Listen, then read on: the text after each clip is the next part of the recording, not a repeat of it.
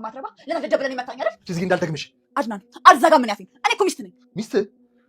አንቺ ሚስት ሳትሆኚ ውሽምነት የተስማማች ሴት ነሽ። እሺ ምን አልገባኝ። ምንድን ነው እያወራ ያለው? ለነገሩ አንቺ ሊገባሽ አትፈልጊም። ሲገባሽ ያስረዳሻል። አድናን ግልጽ አድርገህ ንገረኝ። እኔ እየገባኝ አይደል? ከዚህ በላይ ምንም ነገሮች ነገር የለም። ይበቃሽ። በደንብ ነገርሻለሁ።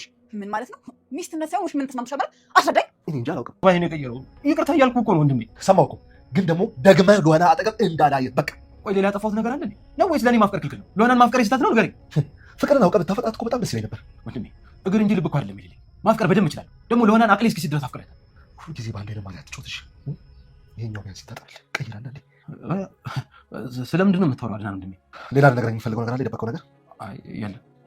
እና እየለመድከው ነገር እንቅልፍ ነሳችሁ አይደለም ከሚራ ጋር ማለት ምን እያልከኝ ነው? ምን ነው ደነገጥክ? እኔ ያልኩህ እኮ ሌሊት ሚራ ከአንተ ክፍል ስለምትወጣ እንደው ምናልባት ጨዋታዋ ግን አፈቀ ብዬ እኮ ነው። ኧረ ውሃ ልጠጣ ነው። ወይ ነው እንዴ? ታዲያ ምን ነው ኩሽናው እኮ እዚህ አይደለም ታዲያ?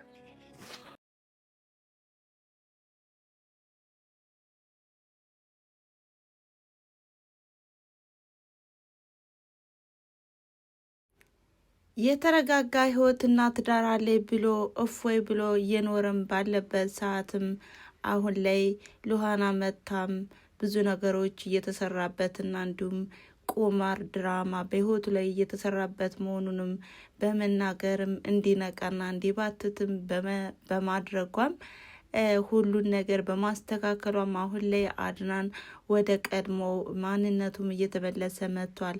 ምክንያቱም ያቺ የሚያምናት ሚስቱ የሚወዳት ሚስቱ ብዙ ነገር እያደረገችውና ቁማርም እየተጫወተችበት እንደሆነም ሲያውቅ አሁን ላይ አሻፈረ ብሏል። በዚህም ሉሃና ደስ ብሏታል። ምክንያቱም ከረፈደም ቢሆን አንተ እውነታውን ደርሰበታል እሰየው በማለትም ደስታዋንም በፈገግታ ገልጻለታለች። ታዲያ አሁን ላይም አድናን እየተናደደና እየተበሳጨም ነበረ።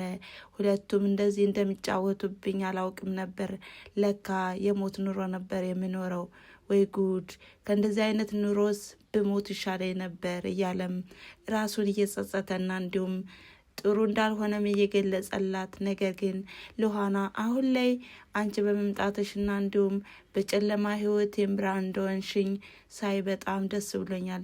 ስለዚህም እድለኛ ነኝ፣ እወድሻለሁ፣ አፈቅርሻለሁ በማለትም ለሉሃናም ፍቅሩንም ገልጾላታል። እሷም እንግዲህ በአጋጣሚ ቢሆንም ሁሉን ነገርም ትታ የመጣችበትን እህቷንም ለመፈለግ ቢሆንም እንኳን አሁን ላይ ግጥጥሞሹ ሌላ ሆኗል። በዚህም አድናን በፍቅሯም ወድቋል። እንዲሁም እሷም ቢሆን ካየችው በኋላም ጊዜ አልወሰደባትም። ስትወደውና ስታፈቅረውም ወዲያውኑ ነበር። በዚህም አድናን አንተ መልካምና የዋህ ልበ ቀና ለሰዎች ሀሳቢ ነህና እኔ ደግሞ እንዳየውህ ነበር የወደድኩህ፣ አሁንም ቢሆን አፈቅራለሁ በማለትም ፍቅሯንም ገልጻለታለች። በዚህም ሉሃናና አድናንም ፍቅር በፍቅር ሆነዋል። ሌላኞቹ በተቃራኒ እንግዲህ በድራማ ኑሮ የሚኖሩት አድናን ፈንግለን እኛ የራሳችን ኑሮ መኖር እንጀምራለን እያሉም ሁልጊዜ እያለሙና እንዲሁም ተንኮላቸውንም ከእለት እለት እያሴሩም የሚገኙት ሮቤልና ሚራ አሁን ላይ ግን ስለተነቃባቸው የመውጫ ያለሽ እያሉ ነው። በዚህም ሮቤል ያለ ዊልቸር በመውጣቱና እንዲሁም ሚራን በመፍራቷ ወዴት ነው የምንሆነው? እንዴት ነው የምንሆን? አሁን ላይ ደግሞ እንዴት ነው የምንሆን? አድናን ነቅቶብናል። ከዚህ በኋላ የምንናገረውና የምናደርገውን እንኳን አያምነንም። አረማመኑ ቀርቶ ከቤት ራሱ አያስቀምጠንም በማለትም መውጫና መግቢያቸውንም እያመቻቹ ነበር። ነገር ግን አሁን ላይ ሉሃና ደፋርና ብልህ በመሆኗም ሉሃና ናት ይሄን ያደረገችውና እንዲነቃ ያደረገችው ይቺ ድንቢጥ በማለትም እየመከሩባትም ነበረ። ታዲያ አሁን ላይ ሚራም ሁሉ ነገር ይብቃን እባክህን የያዝነውን ይዘን እንጥፋ ብትለውም እንኳን ሮቤል ግን በፍጹም አልተስማማም። ምክንያቱም አድናንን በጣም ረግጠውና እንዲሁም ፈንግየውም ሁሉን ነገር የራሴ ያደርጋለሁ በማለትም እየዛተም ነበር። ታዲያ ሚራም አዙራ ጠየቀችው። ደግሞ አሁን ምን እያሰብክ ነው? ሁልጊዜ እናስባለን አይሳካልንም፣ እንያዛለን። አሁንስ ያንተ ነገር ስልችት ነው ያለኝ በማለትም ምሬቷንም ተወታበታለች። ታዲያ ሮቤልም ለማባበልም ሞክሯል። ይሄም ተስፋ አለን እኮ ህልም በማለትም እያበረታትም ነበር። እናም ሜራም ኧረ እባክህ ሁልጊዜ ተስፋ ትላለህ፣ እንዲሁም አሁን ላይ እኮ ህልም ትላለህ፣ ግን አንድ ቀን የትኛው ህልም ነው የተሳካልን? እባክህን እኔ ፈርቻለሁ። አድናን ሰው አያረገንም።